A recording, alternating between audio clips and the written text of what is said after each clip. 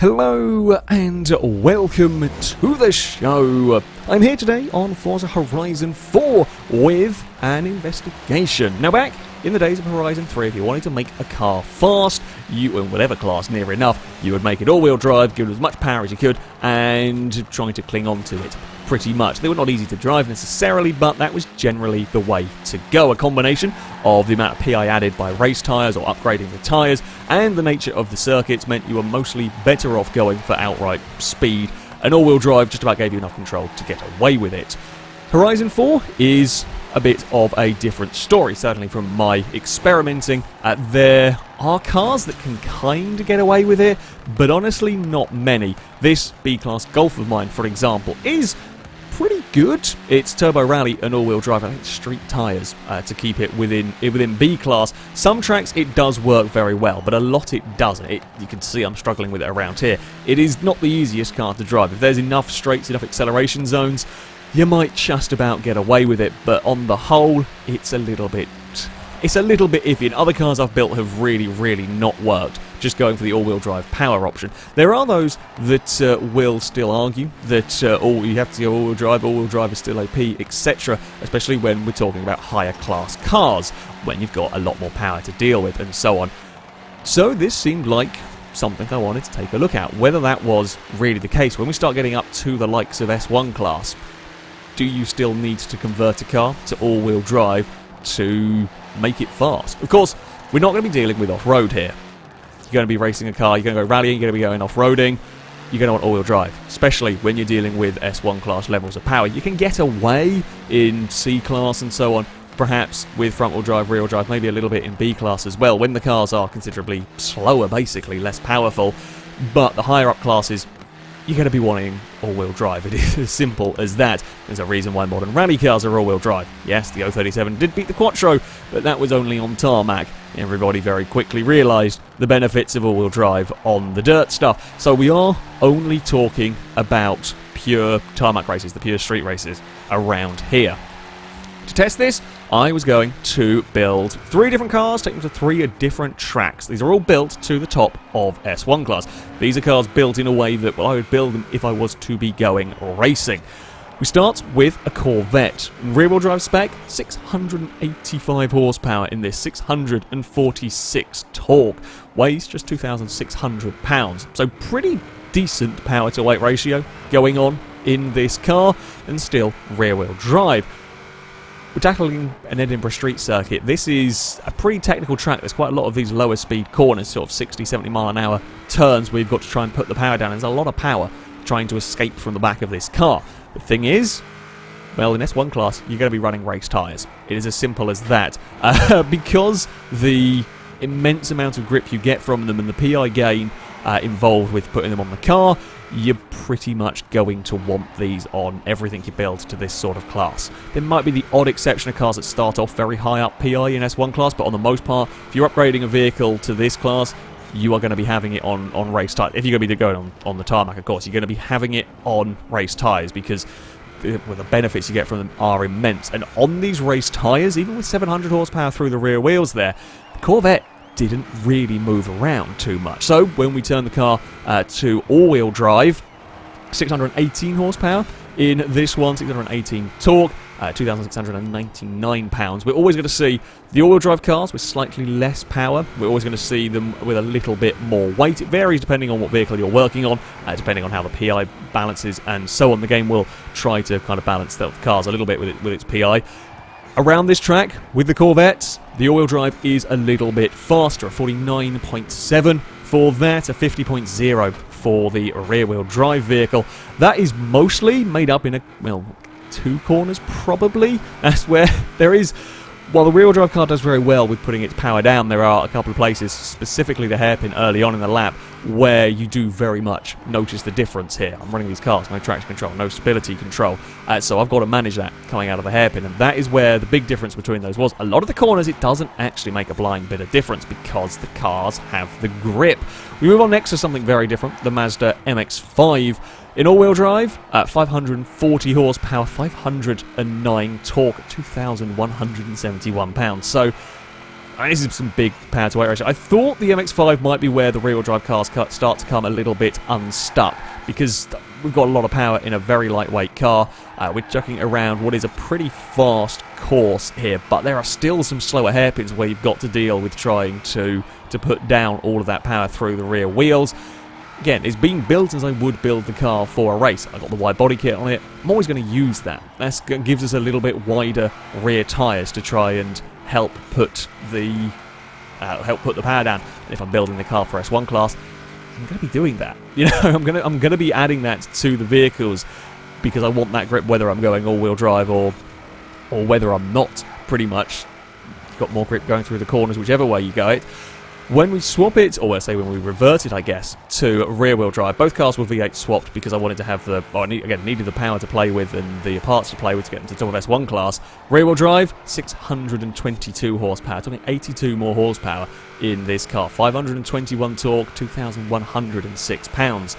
And even when it came to the hairpins, still had the traction. I mean, with smaller tyres on this than the Corvette, but it still had the traction to get out of that first hairpin. It still had the traction for all of the acceleration zones, and in fact the rear-wheel drive car would go faster. They are very close, less than a tenth in it, with a 101.1 and a 101.2. So yeah, they are close, and I will say in this round, if you like, it was easier to be consistent with the all-wheel drive car. It was easy to be consistent with that all-wheel drive vehicle, but on a good lap the rear-wheel drive would certainly keep pace and will in fact go a teeny bit faster.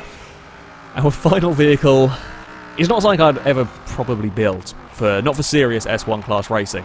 The Chevy Impala, built to the top of S1 class in rear-wheel drive configuration, gets us 1,128 horsepower from the Viper V10, 997 torque, going through the rear wheels of what is, well, yes, I've got other racing upgrades. You know, I've got weight reduction, I've got chassis, roll cage and suspension and whatnot on the car. It's still an old chassis, still not really built for, well, yeah, 1,100 horsepower. That's a huge amount of power going through the rear wheels. Yeah, it's got big tyres on it. That's still a stupid amount of power for the car to be dealing with. And I really thought this might come unstuck a bit as rear-wheel drive, just because of the sheer power we had going on in it. However, even with hairpins and even with some nasty undulations, it got a little bit of oversteer in places. Surprisingly controlled. The race tyres, it's giving the car more than enough traction coming out of these hairpins. When we swap it to all-wheel drive, again, keeping the same engine in the car, we're talking 881 horsepower, and there's still a lot of power. Not quite as much as the rear-wheel drive, still a lot of power. 826 torque going on. Is the biggest difference in weight between the sort of the two vehicles that run as well here at 3,339 pounds for the all-wheel drive car.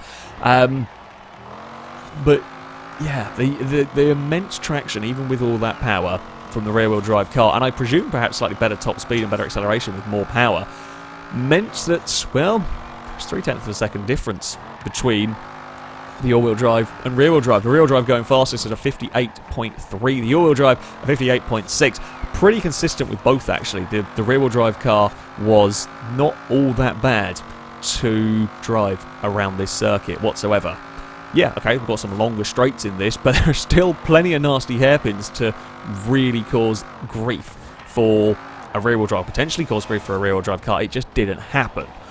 What happens if we go up to S2 class? Well, truth is, S2 is a pretty crappy class. A lot of vehicles don't actually make it even into S2 class. A lot of vehicles don't even make it towards the top of it. This Caterham, for example, has rear-wheel drive, 775 horsepower from the V8 racing engine, 450 torque, weighs 1,184 pounds. We are talking crazy power to weight ratio. This is not even halfway through S2 class. It's at 942 PI. So, I mean, something like this, it just doesn't get to the top of S2 class. There is a very small selection of cars that gets to the top of S2 class, which are all your full-on hypercars and whatnot. As rear-wheel drive, this thing is not easy to drive. this is very difficult to keep pointing in the right direction. This circuit, there are bumps, there are jumps, and when you're going as fast as the Caterham is capable of, it's quite terrifying. Also, curbs are mean, as it turns out. I turn a little bit too much, hit the curb, it just fires the car into the wall, and you're going so fast once you're committed. There's not very much that you can do there. That was the Caterham with every single upgrade on it. By the way, that was the Caterham with every single upgrade on it I could get. When we convert it to all-wheel drive, still doesn't get to the top of S2 class. It gets closer, 986 PI. It's like 40 PI difference, though, between the pair of them. Again, we've got the same power, same torque, a little bit heavier at 1,221 pounds, but not very much. And this does make a difference here. The all-wheel drive car, way, way easier to drive. I mean, still scary. Still not the easiest car to keep control of and so on, but a lot more manageable. It doesn't break sideways out of every slow corner. It's not, these Caterhams aren't my favourite cars to drive. They're almost too light for their own good when you start giving them this much power. And lap time wise, you know, there's a huge difference. We're talking 3 seconds here, and on the consistency front, the rear-wheel drive was all over the place.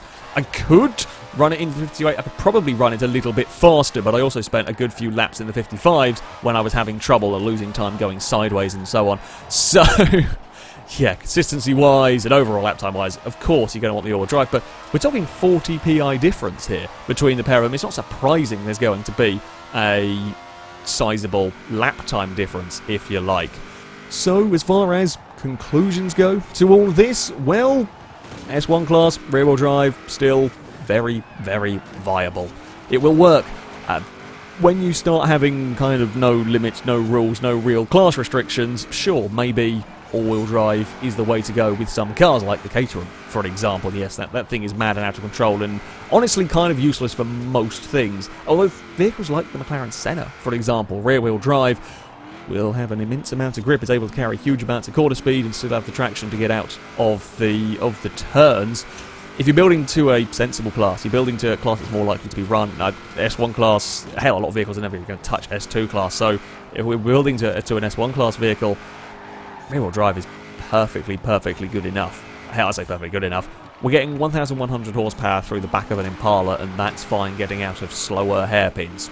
There is the possible exception of the Ambleside circuit. I didn't test around there. Truth is, you're not going to have a fun time racing S1 class cars there.